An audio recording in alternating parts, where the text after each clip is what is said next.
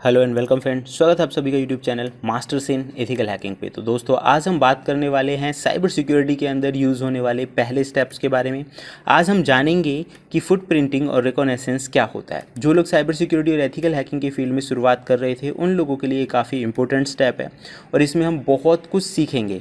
ना कि सिर्फ फुटप्रिंटिंग में बहुत सारे ऐसे कॉन्सेप्ट्स होते हैं जो आपको हर एक फील्ड में हेल्प करने वाले हैं। जैसे कि अगर मैं बात करूं, चाहे आप पेनिट्रेशन टेस्टिंग वाली फील्ड में जाएं, चाहे आप एसओसी एनालिस्ट बने या इंसिडेंट रिस्पॉन्डर बने, किसी भी जॉब को अगर आप करेंगे, किसी भी फील्ड में अगर आप जाएंगे, अगर आप साइबर क्राइम इन्वेस्टिगेटर भी बनते हैं तब भी आपको फुटप्रिंटिंग तो करना ही पड़ेगा। ये मतलब सभी फील्ड्स के लिए ऑल इन वन आप इसे कह सकते हो। तो बहुत ज़्यादा इंपॉर्टेंट है। आज हम इसी टॉपिक पर डिस्कस करेंगे, वो भी डिटेल में। तो गाइस, चैनल पर अगर नए हैं तो इसे सब्सक्राइब कर लें और हर शाम 7 बजे हमारे वीडियोज़ आते रहेंगे लगातार। तो चलिए दोस्तों, शुरू करते हैं। सबसे पहले मैं आपको बता देता हूँ footprinting the act of information gathering, जिस पे हम बात करने वाले हैं। फुटप्रिंटिंग वाला जो हमारा टॉपिक है, इसमें स्टार्ट होंगे कुछ जिसमें हम सीखेंगे कि फुटप्रिंटिंग क्या होता है, कितनी तरह का होता है और इसके अंदर कौन कौन से स्टेप्स इंक्लूडेड होते हैं। इन सब के अलावा हम जानेंगे एवर्स ड्रॉपिंग, शोल्डर सर्फिंग और डंपस्टर डाइविंग भी क्या होता है। ये सारे टॉपिक्स पे हम आज डिस्कस करेंगे।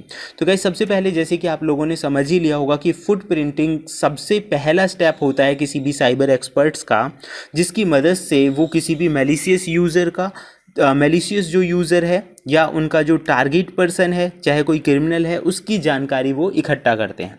ज़्यादा से ज़्यादा जानकारी उसके बारे में निकाल लेते हैं। ये फुटप्रिंटिंग कहलाता है।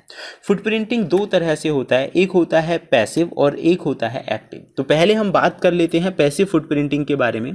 देखिए, पैसिव फुटप्रिंटिंग जो है, वहाँ पे जो एक्सपर्ट है, मान के चलो आप पैसिव फुटप्रिंटिंग कर रहे हैं, तो इसका मतलब ये होगा कि आप जो आपका टारगेट है या जो भी क्रिमिनल है उसे पता ना चले और उसके बारे में फिर भी आप ज़्यादा से ज़्यादा जानकारी इकट्ठा कर लो। मतलब उससे कोई नुकसान नहीं पहुंचाया जा रहा है, उसको कोई नुकसान नहीं पहुंचाने का मतलब है ना तो आप उसकी किसी भी पर्सनल चीज़ के साथ छेड़खानी कर रहे हो। छेड़खानी से भी क्या मतलब है? छेड़खानी से मतलब है जस्ट लाइक कि मान के चलो आप उसकी आईडी पे काम नहीं कर रहे हैं कि भाई आप लॉगिन करोगे तो देखो, आपने देखा होगा गूगल और बहुत सारी जगह पे लॉगिन का मैसेज पहुंच जाता है, तो आप ऐसा कुछ नहीं कर रहे हो।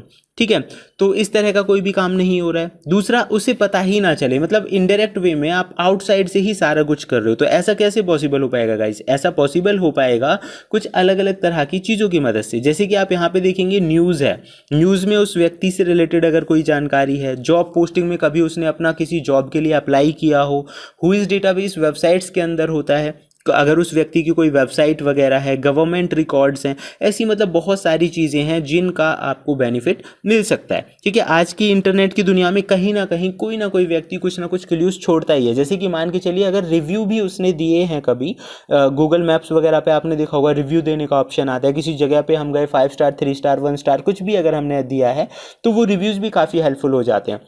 तो ये सारी चीज़ें क्ल्यू का काम करती हैं। तो ये कहलाता है पैसिव फुटप्रिंटिंग। दूसरा होता है active footprinting. Guys, active footprinting की जो ज़रूरत होती है या इसका रियल जो काम आता है, ये तब होता है जब आपको पता ही होता है कि भाई सामने वाला कौन है, या कोई वेबसाइट है, कोई व्यक्ति है, कोई भी है। जब आपको उसके बारे में पता है तो एक्टिव फुटप्रिंटिंग की जाती है। जैसे कि एग्जाम्पल के तौर पर मान के चलिए, अगर आपको कोई भी ऑर्गेनाइजेशन या कोई भी कंपनी बोलती है कि भाई हमें तो नेटवर्क सिक्योर करवाना है, हालांकि ऐसे डायरेक्ट काम नहीं होता है जैसे मैं आप लोगों से कह रहा हूँ कि भाई मैंने मुंह से बोल दिया हमें काम कराना है, ऐसा नहीं होता है। बट एक एग्जाम्पल के तौर पे आप उस चीज़ को समझ सकते हैं कि किसी भी ऑर्गेनाइजेशन के अंदर अगर आप एक नेटवर्क सिक्योर कर रहे हो तो वहाँ आपको पता है कि लाइक मतलब पूरा का पूरा जो नेटवर्क है वो किस तरह का है।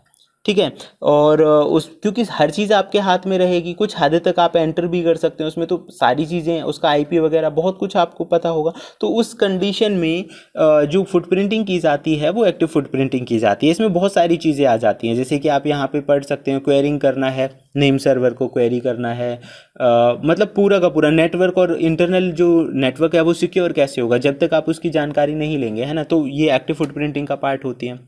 दूसरा, अगर हम कहें दूसरे स्टेप्स और कौन कौन से स्टेप्स हो सकते हैं, तो गाइज देखो, उन दूसरे स्टेप्स की अगर मैं बात करूं, ये पैसिव का ही पार्ट है। जैसे कि पहला है डीएनएस फुटप्रिंटिंग, यानी डोमेन नेम से जानकारी इकट्ठा करने का तरीका हो गया, किसी वेबसाइट से जानकारी इकट्ठा करने का हो गया, ईमेल हो गया, नेटवर्क हो गया, पीपल सर्च इंजन्स होते हैं जहां लोगों की जानकारी स्टोर्ड होती है। जैसे कि आप यहाँ पे देखोगे जावा है, जूम इन्फो है, विंक है, एनीवू, पीपल लुकअप, ये मतलब बहुत सारे पीपल सर्च इंजन है जहाँ लोगों की जानकारी शेयर हो रखी होती है। या सोशल मीडिया प्लेटफॉर्म्स आप देख सकते हैं। मतलब किसी XYZ कोई भी व्यक्ति है पूरी दुनिया में, कहीं ना कहीं कुछ ना कुछ तो उसका रिकॉर्ड होगा ही। अगर उसका कुछ रिकॉर्ड है और पूरे सोशल मीडिया और इंटरनेट पे कहीं भी वो एग्जिस्ट करता है, तो आप उससे रिलेटेड जो है जानकारी ले सकते हैं। मतलब ये सब हो गया सोशल मीडिया का इस्तेमाल करके या पूरे इंटरनेट का इस्तेमाल करके कहाँ कहाँ से निकाल सकते हो। ये अलग अलग मेथड्स होते हैं, इनमें भी काफ़ी डीप चीज़ें आती हैं। इसका मतलब ये नहीं है कि हमने गूगल पे लिख दिया या फेसबुक पे सर्च कर लिया वहीं से मिल जाएगा। इन केस ना मिले तब क्या होगा, तो उस तरह की चीज़ों पे भी हम डिस्कस करने वाले हैं। ठीक है, तो ये हो गए अलग अलग तरह के मेथड्स की, जहाँ से आप जान सकते हैं कि भाई कोई भी आपका जो टारगेट है या आपका जो भी वेबसाइट है वो किस लेवल का है, मतलब कहाँ तक उसकी जो है क्षमताएं हैं, वो सिक्योर्ड है नहीं है, वो सारी चीज़ें आप जान पाएंगे। नेक्स्ट है फुटप्रिंटिंग सर्च इंजन की मदद से करना। सर्च इंजन की मदद से क्या है कि मतलब गूगल का सही इस्तेमाल करना ही यूजिंग सर्च इंजन है। गाइस देखो, गूगल के अलावा और भी कई तरह के सर्च इंजन्स जो होते हैं, जो मल्टीपल सर्च इंजन्स का इस्तेमाल करते हैं, गूगल, याहू, बिंग और बहुत सारे हैं। तो इसमें सबसे इंपॉर्टेंट जो चीज़ है गूगल की अगर हम बात करें तो वो है गूगल डॉक्स। गूगल डॉक्स ऐसा शॉर्टकट मेथड्स होते हैं जिनकी मदद से ना आप कोई भी जानकारी गूगल से बड़ी आसानी से निकाल सकते हैं। ठीक है, गूगल पे किसी व्यक्ति का नाम लिखना हो, जैसे लास्ट टाइम आप लोगों को याद होगा तो नेटवर्क वाले वीडियो के अंदर मैंने आप लोगों को बताया था कि अगर आपको बुक डाउनलोड करनी है गूगल से, तो आपको लिखने का जो तरीका है फाइल टाइप करके, वो एक तरह का गूगल डॉक्स था। ऐसे ही इन्हीं डॉक्स पे हम और भी डिस्कस करेंगे। दूसरा आप देखेंगे दूसरे सोशल नेटवर्किंग साइट्स हैं, पीपल सर्च सर्विसेज, ये सारी मतलब एक तरह से सर्च इंजन्स वाला काम हो गया।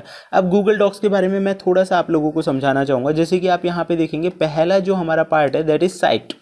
मतलब साइट लिखने से क्या होगा, ये एक तरह का गूगल डॉक है। जब भी आप गूगल पे जाके लिखेंगे साइट, तो ये पर्टिकुलर साइट के बारे में ही आपको जानकारी देगा। अच्छा, एग्जाम्पल भी लिखा हुआ है। जैसे मान लो मुझे एज्योर की इन्फॉर्मेशन लिखनी है और मैंने लिखा साइट क्लाउड architecture.io पे एज्योर को ही सर्च करें, तो मतलब उस साइट के अंदर ये पर्टिकुलर वर्ड जो है या ये जहाँ जहाँ इस्तेमाल हुआ होगा वो ही आपको दिखाएगा। पूरे इंटरनेट पे सिर्फ इस चीज़ को ही सर्च करके ये दिखाएगा। ठीक है, तो यहाँ पे पर्टिकुलर साइट की जो बात हो रही है उस साइट का नाम भी लिखा हुआ है। मतलब एक वेबसाइट जैसे होता है ना कि मान के चलो गूगल पे मैं लिखता हूँ abc.com, मतलब मुझे abc वाली वेबसाइट पे जाना है, लेकिन उससे रिलेटेड और भी दूसरी जो वेबसाइट हैं वो मेरे सामने आ जाती हैं। बट इससे क्या होगा, अगर आप साइट लिखकर इस तरह से लिखेंगे जैसे यहाँ पे एग्जांपल में दिया हुआ है, तो इससे सिर्फ आपको ABC का ही रिकॉर्ड मिलेगा, बाकी दूसरी जो वेबसाइट्स हैं वो नहीं आएंगी। ये एक प्लस पॉइंट हो गया। ऐसे ही गाइज इसमें अलग डॉक्स हैं, in URL, in title, cache, link, file type, asterisk हो गया, प्लस एंड माइनस हो गया। प्लस का मतलब होता है इंक्लूड करके दिखाए और माइनस का मतलब हो गया एक्सक्लूड करके दिखाए। तो गूगल डॉक का भी अगर हमने सही इस्तेमाल कर लिया तो बहुत कुछ हम यहाँ से सीख सकते हैं। मतलब बहुत सारी जो चीज़ें हैं उनके बारे में हम समझ सकते हैं। तो गाइज ये हमारा थ्योरेटिकल पार्ट था। इन सभी के अलावा आपने 3 और चीज़ें पढ़ी थी, इवर्स ड्रॉपिंग, शोल्डर सर्फिंग और डंपस्टर डाइविंग। ये कोई खास टर्म्स नहीं होती हैं, थोड़ा भारी भरकम नाम लग रहा होगा, बट इन शॉर्ट मैं आपको बता देता हूँ। किसी की कन्वर्सेशन को सुनना फ़ोन के ज़रिए, ठीक है, या फिर डंपस्टर हो गया, कचरे के ढेर से आपको कई बार क्या होता है कि लोग जाने अनजाने में कुछ डॉक्यूमेंट्स को या कुछ ज़रूरी चीज़ों को डस्टबिन में डाल देते हैं, तो वहाँ से भी इंफॉर्मेशन निकालना, ये भी मतलब इसी का एक पार्ट है। या फिर आप देखो किसी के पीछे खड़े हुए हो और वहाँ वो किसी ज़रूरी चीज़ पे बात कर रहा हो और वहाँ से आपको कोई हिंट मिल जाए, कोई चीज़ पता चल जाए। या आजकल आप लोगों ने देखा होगा ट्रेन वगैरह में लोग फ़ोन चलाते हैं और उस दौरान भी अगर वो कुछ कर रहे हो तो सामने वाला झाँक कर देख ले कि भाई ये क्या चला रहा है, किससे बात कर रहा है, तो ये that is called shoulder surfing. मतलब इस तरह की टर्म्स भी इसमें इंक्लूडेड हैं। मतलब एक हैकर जो है वो ऑल ओवर हर एक तरह से सोचता है। ओके गाइस, तो ये था हमारा थ्योरेटिकल पार्ट। प्रैक्टिकली हम कल से स्टार्ट करेंगे, मतलब नेक्स्ट जो हमारा वीडियो होगा वो प्रैक्टिकली स्टार्ट होगा। ठीक है, तो आप चैनल पे नए हैं तो सब्सक्राइब कर लें और हमारा व्हाट्सएप चैनल भी आप उसके साथ भी जोड़ सकते हैं। बहुत सारी चीज़ें आपको वहाँ भी मिलती रहेंगी टाइम टू टाइम।